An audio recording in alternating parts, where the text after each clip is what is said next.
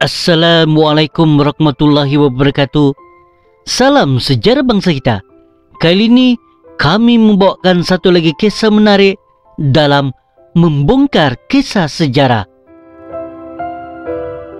Dan kisah untuk kali ini ialah tuntutan hak ke atas Sabah terbatal. Seperti apakah kisah ini? Mari sama-sama kita saksikan apakah kisah sejarah bangsa kita untuk kali ini. Penyertaan Sabah dalam gagasan atau pembentukan Malaysia pada 1963 menghapuskan sebarang tuntutan ke atas negeri ini yang dahulunya dikenali sebagai North Borneo, kata Profesor Madaya Dr. Blecher Bala dari Universiti Malaysia Sabah, UMS. Pencara Sekolah Sains Sosial Program Sejarah itu berkata berdasarkan perkara itu, sebarang tuntutan hak ke atas negeri Sabah ketika ini adalah terbatal. Tarikh Penubuhan Malaysia pada tahun 1963 menghapuskan sebarang tuntutan ke atas Sabah, dan pada tahun 1888 Sabah di bawah naungan kolonial British, dan pada tahun 1903 protokol telah menetapkan jajahan Amerika Syarikat di Filipina tanpa Sabah. Pada tahun 1946 Sabah diserah kepada British, dan jelas pada tahun 1963 Sabah berada dalam Malaysia. Katanya di sini, justru Dr. Blecher berkata, tindakan Jamalul Kiram III menyerang Sabah dengan alasan menuntut hak warisan Kesultanan Sulu adalah satu jenayah yang boleh disifatkan sebagai serangan pengganas. Mengenai bayaran yang dibuat oleh kerajaan Malaysia terhadap waris Kesultanan Sulu, beliau berkata, ia cuma pempasan atau sagu hati perjanjian. Sewa mati 1787 yang tertulis pajakan kekal. Maka pempasan itu dibayar sampai mati, yaitu istilah dalam perjanjian selagi ada bulan dan bintang, katanya. Mengupas kembali sejarah Sabah, Dr. Blecher berkata penduduk Sabah telah memilih Malaysia, yaitu pada tahun 1963, seperti yang terkandung dalam laporan Cockburn. Cuma Sultan Sulu fikir orang Sabah adalah rakyatnya. Rakyat adalah pengakuan taat setiap pengikut.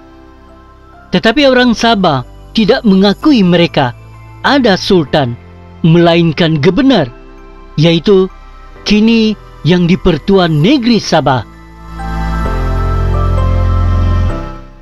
Justru itu tuntutan yang mendakwa dirinya sebagai pewaris Kesultanan Sulu. Jika ada sultan pun, ke atas Sabah adalah terbatal melalui beberapa peringkat perjanjian sebelum ini. Hakikatnya Sulu tidak ada sebuah kerajaan atau negara yang membolehkan ada hak untuk membuat tuntutan. Tuntutan ini cuma tuntutan individu semata-mata yang tidak melibatkan orang ramai. Tetapi individu itu telah memperalatkan orang ramai untuk mencapai kepentingan dirinya sendiri. Oleh itu, Dr. Blecher berkata, tindakan menyerang negara luar adalah jenayah dalaman negara Filipina dan jenayah antarabangsa di Malaysia.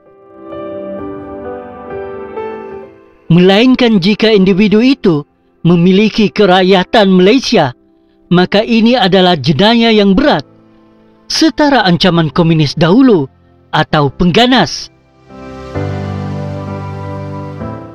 di Kuala Lumpur semasa menjelaskan isu sama, bekas Menteri Luar Tan Sri Syed Hamid Albar berkata bayaran 5,000 Amerika Syarikat bersamaan 15,500 setahun oleh kerajaan Malaysia kepada waris Kesultanan Sulu sehingga hari ini bukanlah wang sewaan atau pajakan, tetapi merupakan satu bentuk wang penghargaan yang dikenali sebagai Kesion.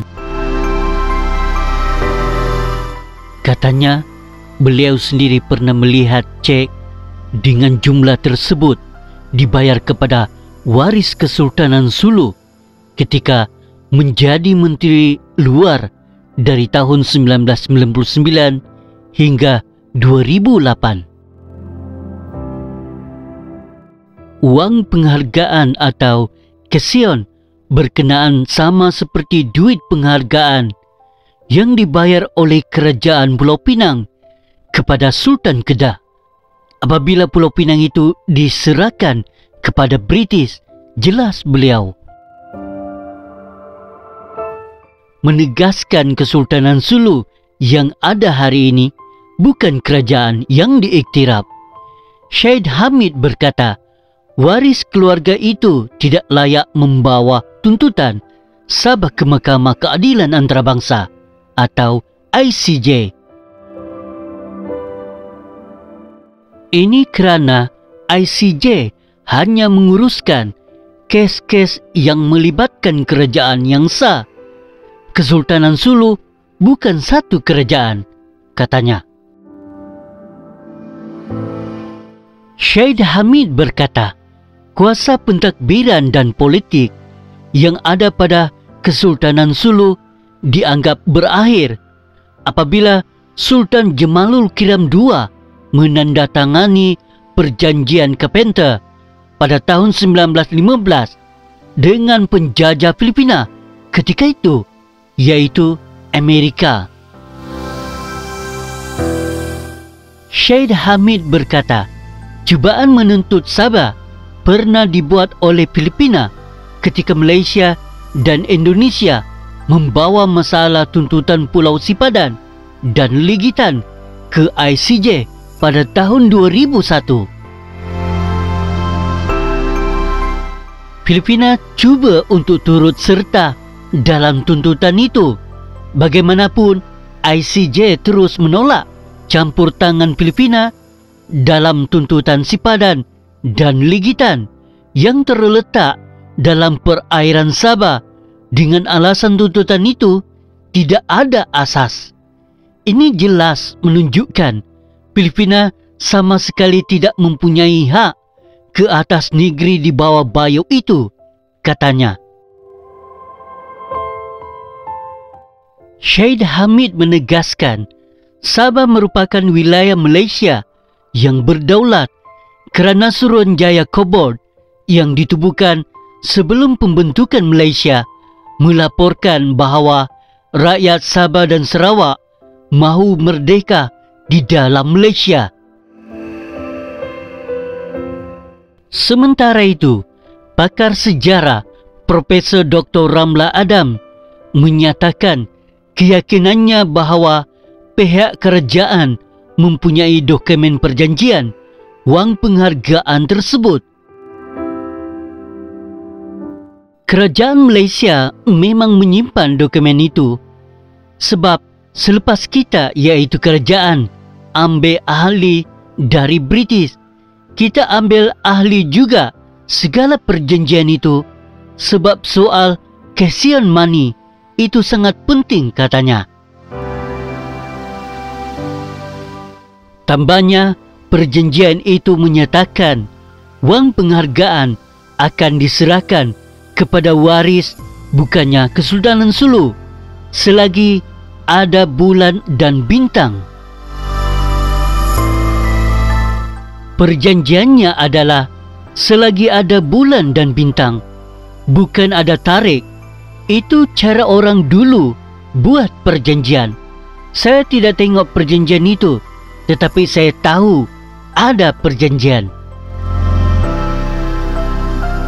Ia ataupun uang penghargaan diberi kepada waris, bukan kesultanan.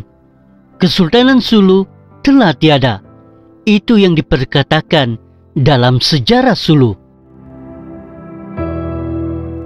Semasa kita membuat sejarah Malaysia, kita tidak pernah menyentuh tentang kerajaan Sulu. Ia termasuk dalam sejarah Filipina. Kita, Malaysia, tidak termasuk. Kita hanya anggap ia sebagai kaum suluk sahaja, katanya.